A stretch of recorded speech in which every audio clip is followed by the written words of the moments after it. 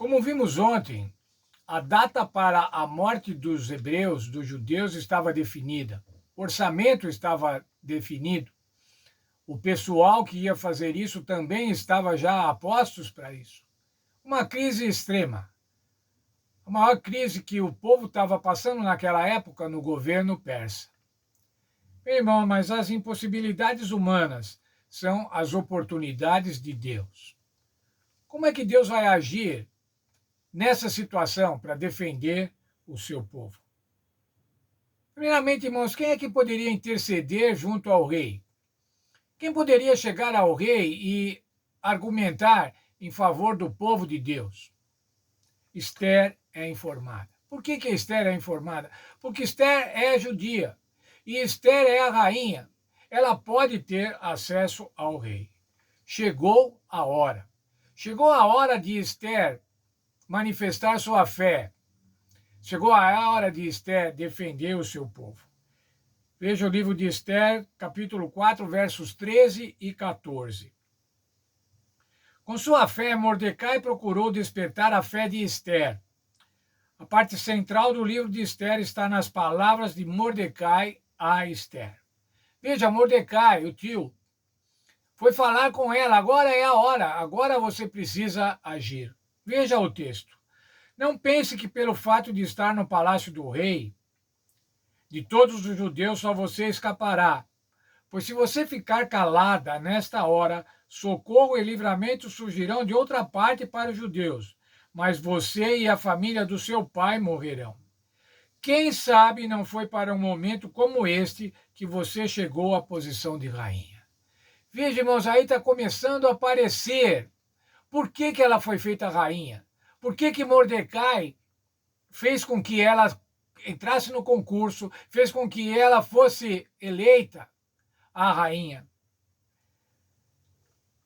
Para essa hora de crise, essa hora de extrema crise.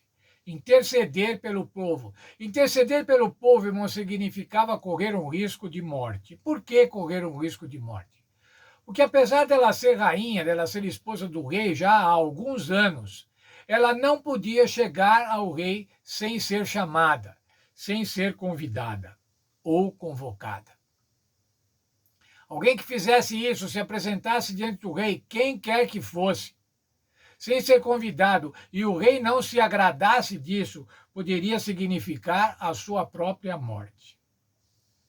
Bom, era preciso buscar a solução. Aonde buscar a solução? Aonde buscar o sucesso do povo? Aonde buscar o livramento do povo? Nas orações e no jejum. Esther 4:16. Vá e reúna todos os judeus que estiverem em Suzã e jejuem por mim. Não comam, nem bebam nada durante 3 dias, nem de noite, nem de dia. Eu e as minhas servas também jejuaremos. Depois irei falar com o rei, ainda que seja contra a lei. Se eu tiver que morrer, morrerei. Esther estava se colocando agora à disposição do povo.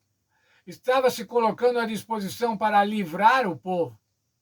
Mas ela queria o que? A intercessão, a oração intercessória, o jejum intercessório. E daí então ela disse que depois desse jejum ela iria falar com o rei, correndo o risco de morte, correndo o risco de perder a vida. Todos oravam e Esther se preparava para o desejado encontro. Veja o texto de Esther, capítulo 5, versos 1 e 2.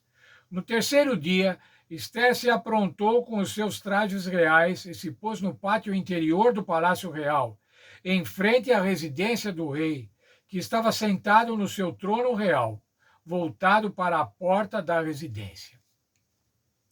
Quando o rei viu a rainha Esther parada no pátio, ela alcançou favor diante dele e o rei estendeu-lhe a mão, estendeu-lhe o cetro de ouro que tinha na mão, e Esther se aproximou e tocou na ponta do cetro.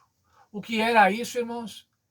A aceitação da visita sem convite de Esther era resultado das orações. Era a resposta das orações. Era o livramento do povo de Deus que estava começando a se configurar.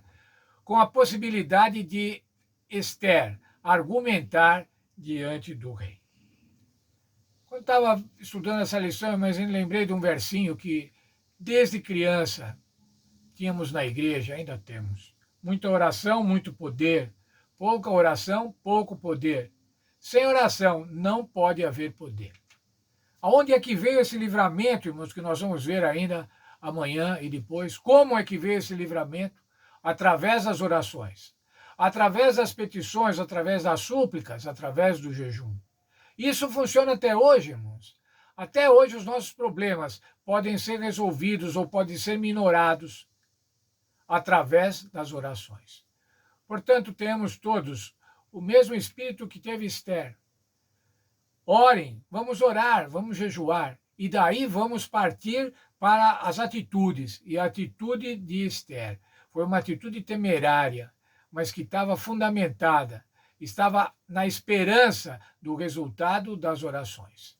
Que Deus abençoe a todos nós e que tenhamos as nossas orações ouvidas, como a oração de Esther, como a oração do povo hebreu naquele momento de crise. Que Deus cuide e abençoe cada um de nós.